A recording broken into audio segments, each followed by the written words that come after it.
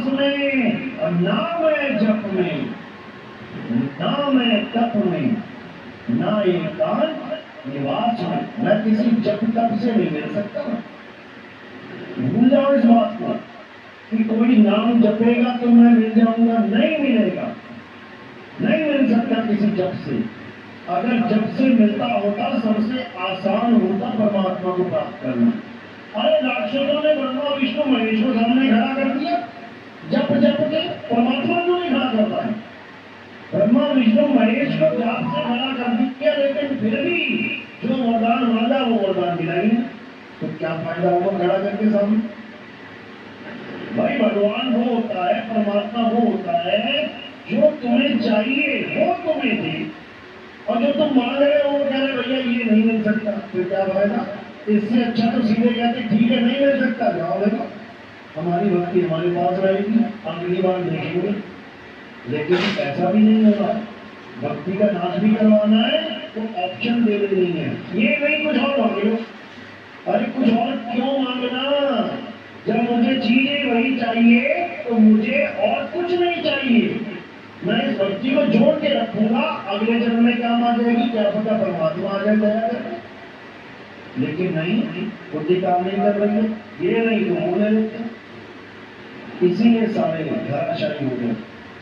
जब दिमाग में एक ही चीज थी कि मुझे अमर कर दो, तो उस पर अटल टिक जाता है, तभी परमात्मा मिलता और बताता कि अमर भक्ति कैसे है।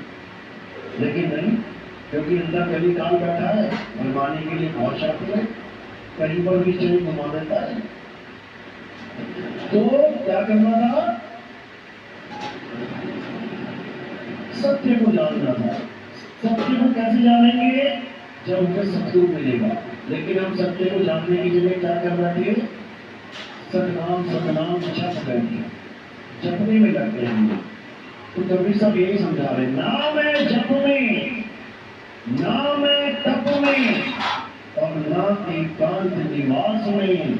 मोको कहा ढूंढे बंदे मैं तो तेरे पास हूँ। तो मैं बिल्कुल तेरे पास में हूँ, लेकिन तुझे विधि नहीं पता, इसलिए प्राप्त नहीं कर पा रहे।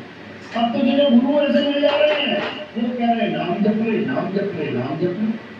तो जीवन बर्बाद हुआ है नाम जपने से।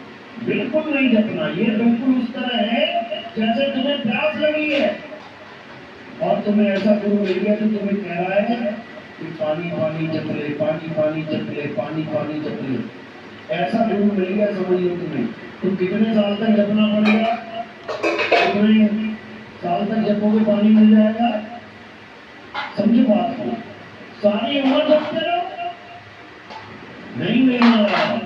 विकास का पूछेगी जब नाम जाप छोड़ के तुम कुआं खोलोगे, या गुरु की बताई हुई समय अगर तुम्हें पूर्ण विश्वास है तो कोई बाल बाका नहीं कर सकता, और तुम्हें विश्वास ही नहीं है तो फिर डंडे खाने से रोटी कोई नहीं सकती। इसलिए सर कह रहे हैं मैं पानी का जाम गुलाम गुलाम गुलाम हूँ और पड़ा रहूं बर्बाद, आठों जाम।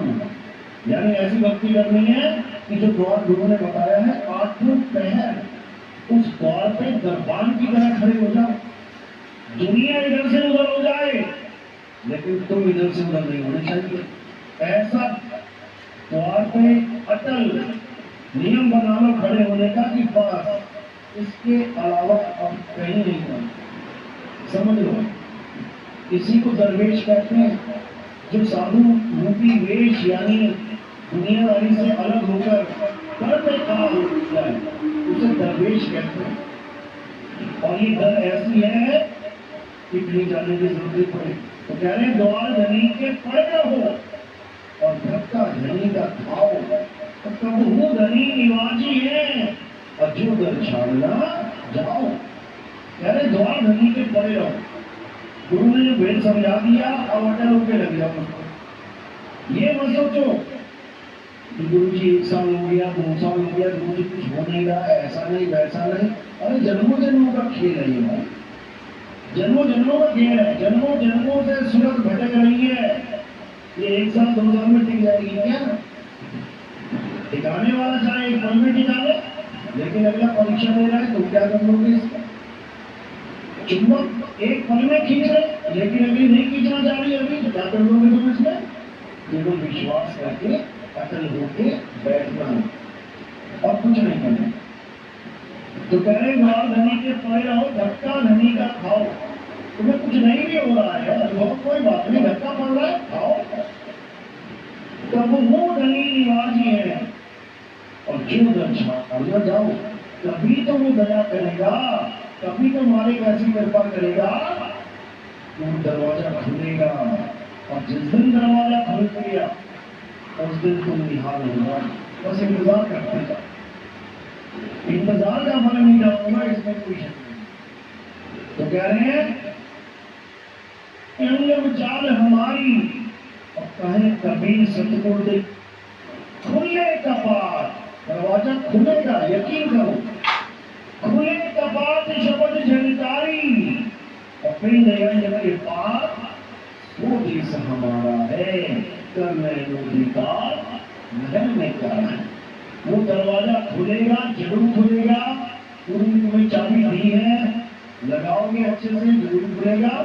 और जब दरवाजा खुलेगा तो क्या मिलेगा? कोई शरीर नहीं मिलेगा कि आज परमात्मा के नाम पे शरीरों की पूजा हो रही है। दो आंख, दो कान, नाक, इसकी पूजा हो रही है।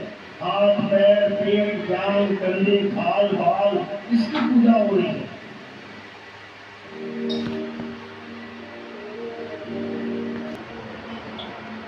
ऐसा नहीं है जैसे हम बैठे हुए हैं। परमात्मा क्या है?